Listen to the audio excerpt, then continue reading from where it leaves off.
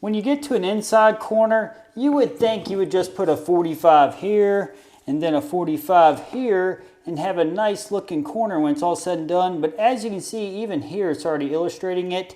Oftentimes your drywall tapers here at the bottom. So because of that, whenever you place a nail, it's going to draw that in on both sides and create a gap like so.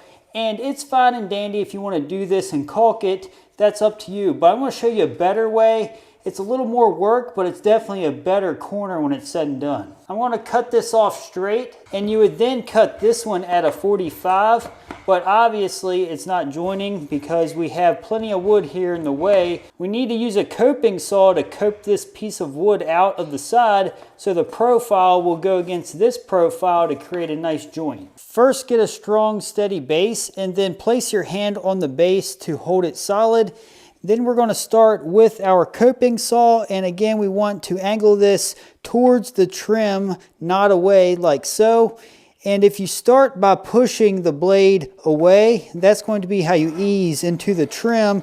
Keep it on angle towards it and then just follow that profile to make the cut. For this straight cut, you could also use a miter saw here. You would flip your base upside down with the finished face facing towards you, turn the saw a degree away from the profile, and then cut down that profile similar to what you're doing here, except it'd be on the miter saw. Then we would just cope the other side like normal in the next step here. And then we come from the other way to finish off this section of the profile.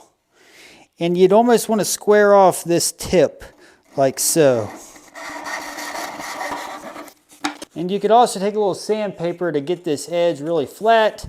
And we're going to go ahead and test this against that piece. I wanted to point out this slope away from the face so you know about the angle you want in order to cope this out properly. Now that we have this piece coped, you're going to notice it's going to slide together much better and create a better joint. Now, if this sinks in, it's not near the problem as it was before.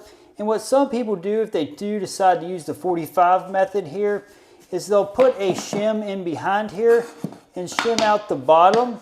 So that way, whenever you put nails here, it will not sink it in. So if you do decide to use the 45-degree method instead of the coping method, definitely place something in the back so it doesn't kick that bottom in.